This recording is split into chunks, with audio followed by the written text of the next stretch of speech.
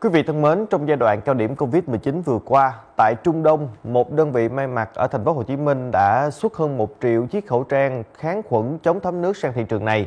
Và đạt được thành tựu như vậy thì song không ít ai biết rằng là anh Phạm Quang Anh, đầu tàu của dự án đã bắt đầu công việc với bàn tay trắng và thậm chí là có tuổi thơ vấp nhiều hoài nghi về trí tuệ.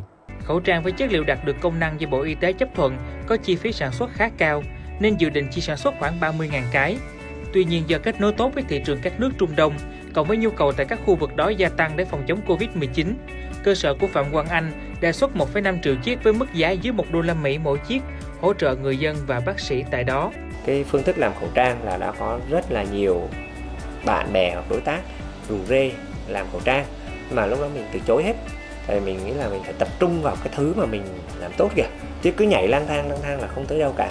Nhưng mà đến khi mà bạn Điền học chung đấy, Điền qua trao đổi về cái dự án làm khẩu trang, cái dự án làm khẩu trang của Điền và những người khác nhau rất xa, rất là cẩn thận tỉ mỉ tất cả mọi thứ, từ nguyên vật liệu, phương pháp phát triển sản phẩm, mấy lớp sản phẩm được làm xong, được đóng gói như thế nào, được tiệt trùng ra làm sao, cần phải có đạt những tiêu chuẩn nào, thì mình thấy rằng cái việc làm khẩu trang này, nếu bản thân là mình cũng có gia đình của mình, con mình nó đang đi học, nếu mà làm có cái khẩu trang giống như Điền nói thế này thì chắc chắn đấy, cho dù là mình không làm cho Điền làm ở đâu mình cũng sẽ tới đó, mình phải mua cho con mình, cho gia đình mình, cho anh em, cho nhân viên trong công ty mình xài. Trước khi mà có một cái quy định chung của Bộ Y tế thì khẩu trang vải kháng khuẩn nó sẽ xuất ra rất nhiều loại, một lớp có, 2 lớp có, 3 lớp có. Tuy nhiên là mình thì mình mong muốn là sản xuất ra một cái dòng chuẩn để phục vụ tốt nhất cho cộng đồng, và mình thực hiện từng cái kiểm định riêng lẻ nữa, ví dụ khả năng kháng nước, khả năng chống UV. Sản phẩm này đặc biệt là tiệt trùng, cho nên mình có kiểm định khả năng vô trùng, tức là sau khi tiệt trùng rồi thì coi sản phẩm có thực sự vô trùng hay không.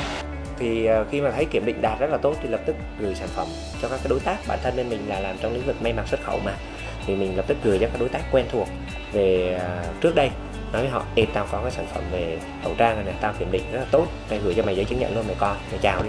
Cực kỳ lớn luôn, đặt số lượng hàng lên hàng triệu cái liền luôn. Có nghĩa là mình lúc đầu dự kiến rằng mình chỉ sản xuất tháng 30.000 cái, lúc đầu hai thằng bàn nhau nhiêu đó, năng suất một tháng 30.000 cái, còn hiện tại một ngày đã hơn 100.000 cái.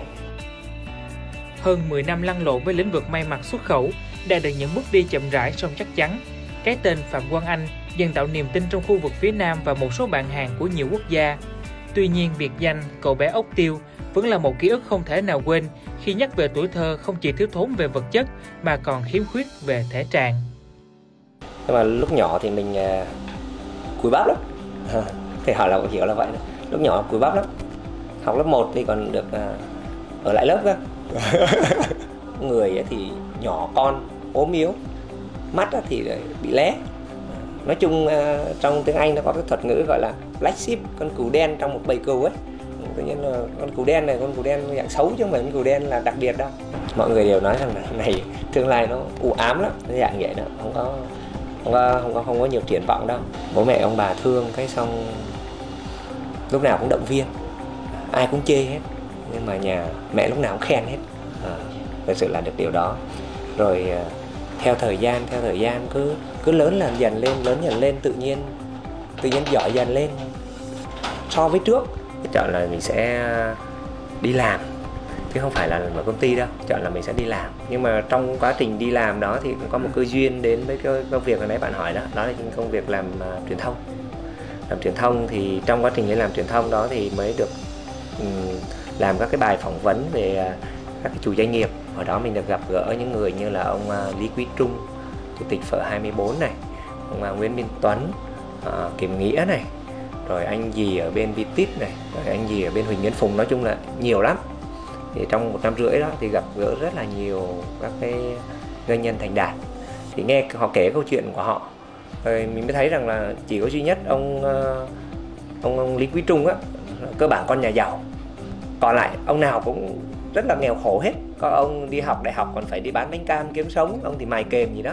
Thì luôn luôn nghe mọi người nói một điều là thành công, muốn kinh doanh, muốn làm việc gì đó được là phải có mối quan hệ, phải có ông cháu cha, phải gia đình giàu có hay là cái gì đó.